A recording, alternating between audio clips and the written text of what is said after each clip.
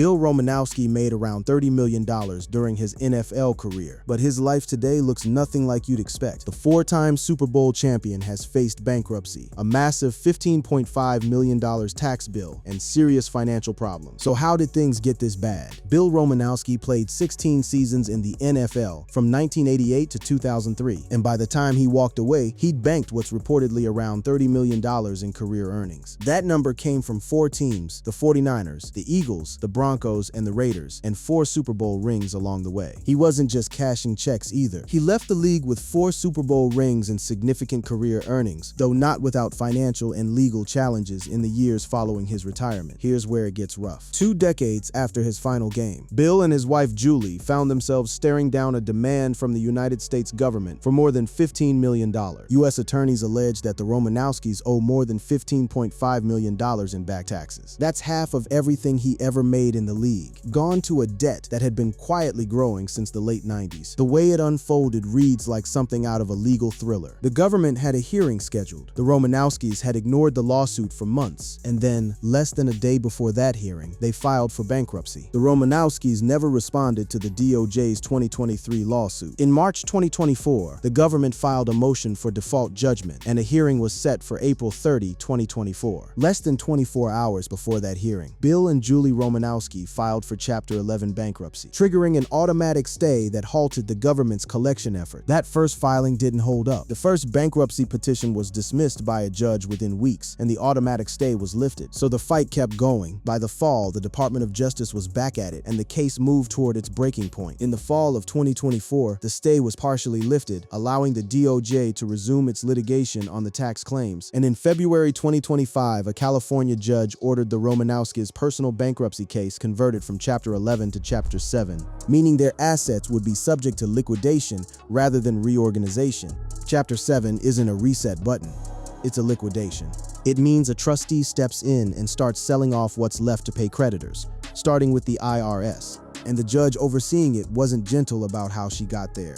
She'd called the couple's attempt to get the case dismissed, full of hyperbole, before ordering it converted. Then came the number that made it official. A magistrate judge looked at everything the Romanowskis had failed to do, every deadline they missed, every response they never filed, and made a recommendation. U.S. Magistrate Judge Peter H. Kang recommended that the court enter a default judgment of $15.5 million against the Romanowskis, finding they had ample opportunity to defend themselves, but failed to do so. $15.5 million on a $30 million career. That's the math that got people's attention. But the number alone doesn't explain how it happened. For that, you need to look at how the money actually disappeared and where the government says it went. The government's theory is that this wasn't just bad luck or bad investments. It's that the couple built a system to keep the IRS away from money that legally belonged to it. The DOJ alleges the Romanowskis used Nutrition 53 funds to pay for personal expenses, including spa visits, plastic surgery, rent for their adult daughter, and groceries for their adult son, effectively using the company as their alter ego to shield assets from the IRS. Nutrition 53 was Romanowski's own venture, a supplement company he built after his playing days ended. It wasn't just a side hustle he stepped back from cleanly. It went under too. The filing followed the August 2023 bankruptcy of Nutrition 53, a health supplement company Romanowski founded in 2006, and that company reported assets between $1 and $10 million and debts between $10 and $50 million, including $16.4 million in secured debt. So picture it, a company with more than $16 million in secured debt, run by a man who, according to the government, was using its checking account like a personal wallet. The court filings get specific, almost uncomfortably so. According to court records, Bill and Julie Romanowski opened up bank accounts on behalf of Nutrition 53, but then used money in those accounts to pay for everything from the rent for their 6,000 square foot home in California, to groceries, veterinary expenses, and over 170 visits to nail salons, hair salons, and day spas. Over 170 salon visits, paid for allegedly by a company already drowning in debt, while the IRS waited on $15 million it said it was owed since the late 90s. That's not a rounding error, that's a lifestyle running on borrowed time. And this wasn't a sudden discovery for the family. The tax fight had roots going back years before any of this became public. This followed years of financial strain, including a 2013 federal ruling that the couple owed $5 million in back taxes. So this wasn't the first warning shot. It was just the one that finally landed.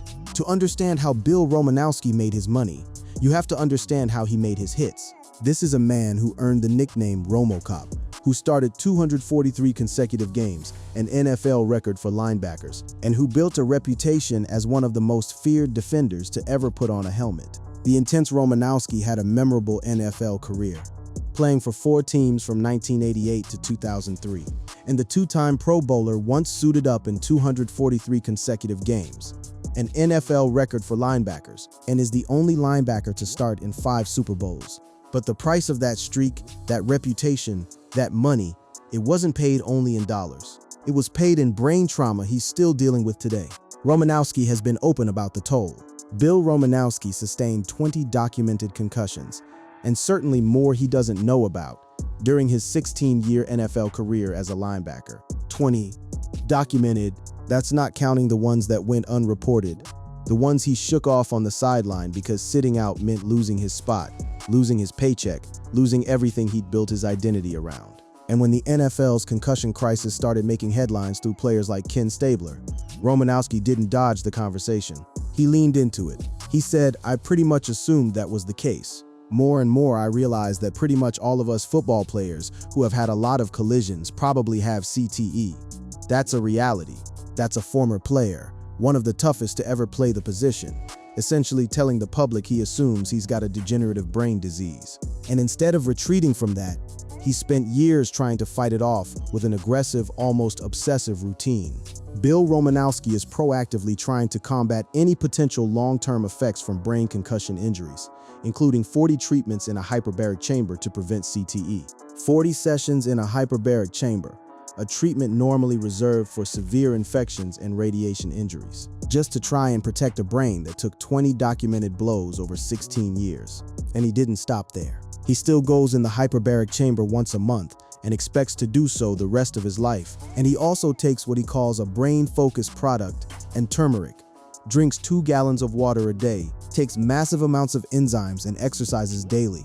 And he also gets vitamin and mineral IVs, 2 gallons of water a day, monthly hyperbaric sessions for the rest of his life, IV drips. This is a man managing his own brain like it's a ticking clock, because in a way it is. He said flatly that he feels like nobody in the country is doing more to protect themselves than he is, and that if he ever notices decline, he'll go find more specialists and get more aggressive. That's not the language of someone who feels safe. That's the language of someone bracing for impact that already happened years ago on a football field. And the fear got personal in 2024, when Brett Favre revealed his own Parkinson's diagnosis and connected it to the head trauma of his playing days. Romanowski, who'd hit Favre plenty of times himself, admitted it rattled him. Romanowski confessed he was worried about his own health after Brett Favre's Parkinson's diagnosis. He even recalled a moment on the field where Favre, getting choked out mid-play, told him to hit harder next time, a memory that clearly still sits with him decades later. Here's the thing about the brain trauma story, though. It doesn't exist separately from the money story. The reason Romanowski took that many hits, played through that many injuries, and stayed on the field through 8 concussions in a single final season is the same reason he was worth $30 million to begin with. He turned his body into the most reliable, most violent weapon in the building, year after year, because that's what the contracts were paying for. Which brings us to the part of his career that doesn't get remembered as fondly, the moments where playing violent crossed into something else entirely. Because those moments cost him money too. Real money. In fines, in lawsuits, in settlements that started chipping away at the very fortune we're talking about. If you ask NFL historians about Bill Romanowski, the highlight reel isn't just tackles, it's incidents, and there were a lot of them. Start with 1997, on national television. One of his more well-publicized incidents came in December 1997, when he spit in the face of San Francisco 49ers receiver J.J. Stokes while playing for the Denver Broncos in a nationally televised game. The league fined him for it, but the damage to his image was already done. Cameras caught the whole thing, and it followed him for the rest of his career. That wasn't an isolated incident either. On-field altercations involving RomoCop include kicking Arizona Cardinals fullback Larry Centers in the head, a helmet-to-helmet hit on Carolina Panthers quarterback Kerry Collins that left Collins with a broken jaw, the spitting incident with J.J. Stokes, and numerous other illegal hits that garnered fines but rarely suspension. Add to that a brawl with future Hall of Famer Tony Gonzalez, and a moment at the bottom of a pile where he reportedly grabbed a running back's finger and snapped it. The fines piled up fast. By his own count, Romanowski was fined $42,500 in 1999 alone. But none of that compares to what happened in the summer of 2003 during a training camp practice with the Raiders. His teammate that day was a young tight end named Marcus Williams, an undrafted player just trying to hold on to a roster spot. The two got into it during a drill, a shove, a grab at face masks, a swing, and then Romanowski connected. Williams' career came to an abrupt end due to injuries sustained from being punched by teammate Bill Romanowski during the 2003 training camp. The punch didn't just end a fight, it ended a career. Romanowski's punch crushed Williams' eye socket, causing his retirement. A 27-year-old with a legitimate shot at an NFL roster spot never played another down. And when it went to court, Romanowski himself described the moment, saying Williams' helmet came off just as he connected with the punch. Like it happened almost by accident in the middle of a fight neither of them backed down from.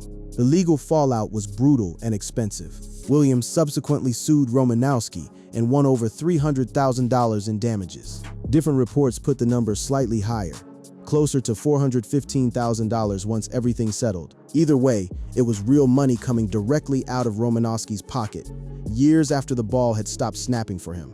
What made the case even heavier is that this wasn't framed as just a football injury. It got treated as an assault with lasting consequences. Romanowski faced a civil trial amid accusations that he punched tight end Marcus Williams during practice, ending the 27-year-old's short-lived NFL career and even causing brain damage when his eye socket was crushed.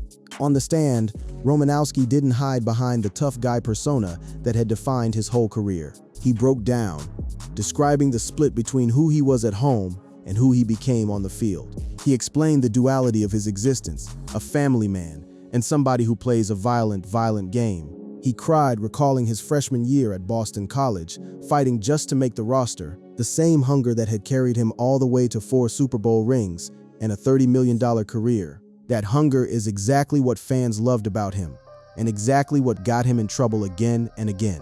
The fines alone tell the story. Romanowski was fined for more than $100,000 for headbutting, head kicking, and spearing over the course of his career. $100,000 in penalties is real money lost from a paycheck, but it's nothing compared to what came next. The accusation that would follow him for the rest of his life, connected to one of the biggest scandals in sports history. By the early 2000s, Romanowski was in his late 30s, still starting, still playing at a level that most linebackers half his age couldn't match. That kind of longevity doesn't happen by accident.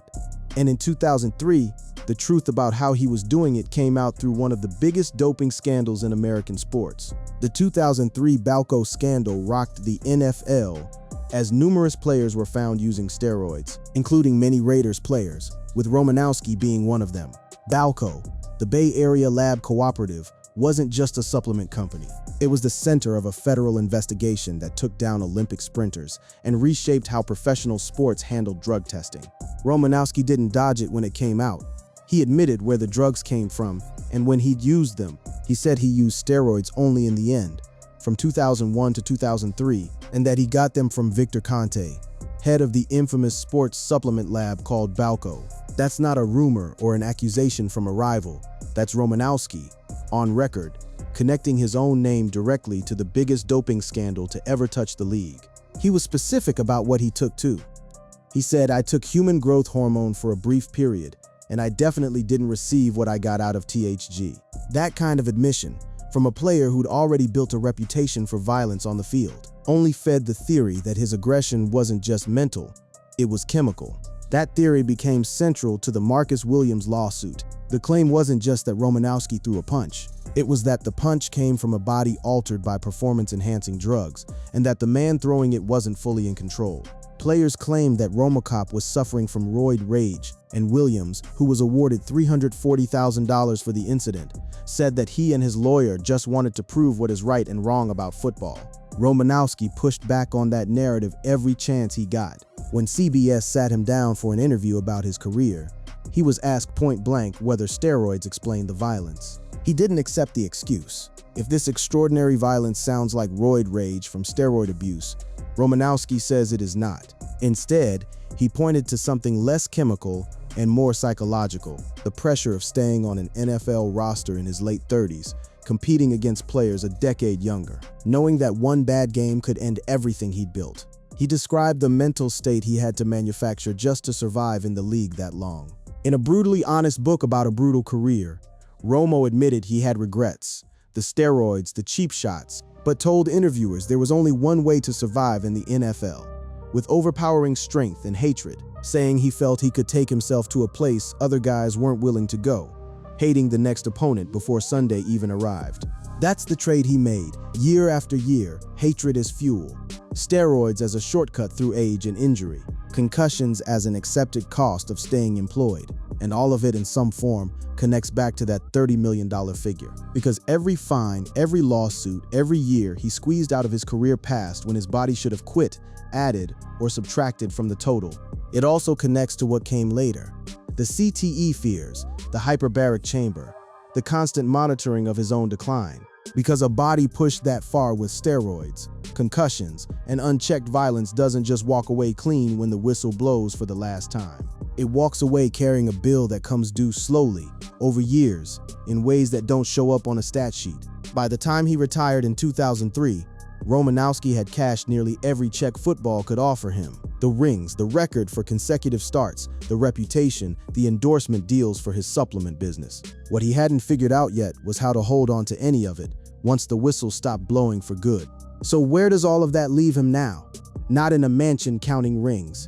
In a courtroom, watching a trustee take inventory of what's left. The home at the center of the bankruptcy wasn't some sprawling compound built to flaunt NFL money. It was described in filings as a fairly ordinary California property.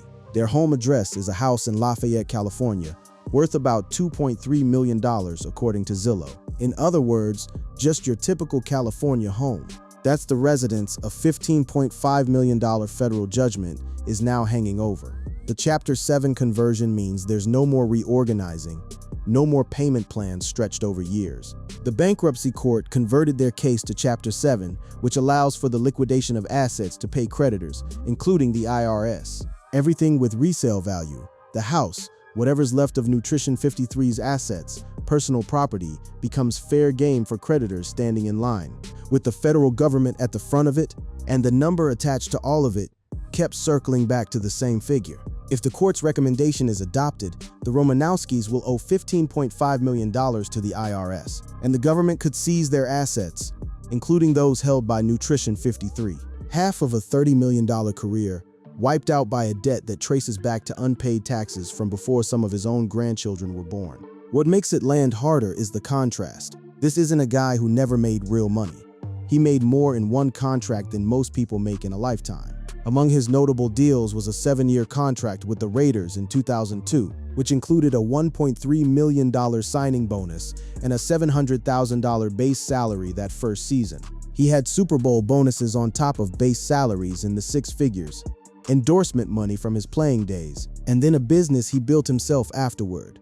None of that stopped the wheels from coming off 2 decades later. There's also a human side buried inside the court filings that doesn't get talked about as much as the dollar figures. The picture of a couple that, according to the government's own paperwork, spent company money on rent for their adult daughter and groceries for their adult son, while a tax bill sat unpaid for the better part of 2 decades. It's a strange, almost mundane detail to find inside a federal case worth over $15 million. Nail salons, hair salons, day spas, veterinary bills. The ordinary stuff of a family's life, funded through a business already collapsing under its own debt.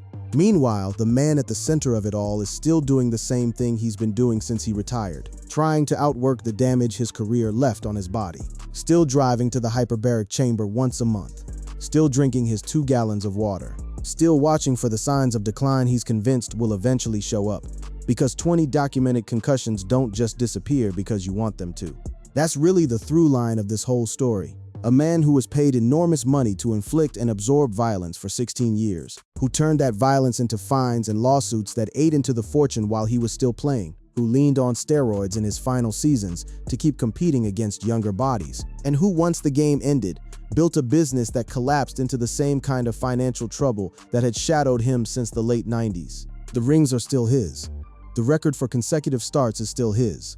The $30 million figure is still the headline number attached to his career. But the house in Lafayette, the supplement company, the disposable income that once let him fund 170 spa visits without blinking, all of that is now tied up in a Chapter 7 filing, waiting on a judge to finalize a number that's already bigger than most people will earn across their entire working lives. Bill Romanowski hit harder and longer than almost anyone else who ever played linebacker in the NFL. He got paid for every one of those hits. What nobody tells you when you're 22 years old and signing your first contract is that the bill for all of it, physical, financial, legal, doesn't come due on the field. It comes due decades later in a courtroom, long after the cheering has stopped.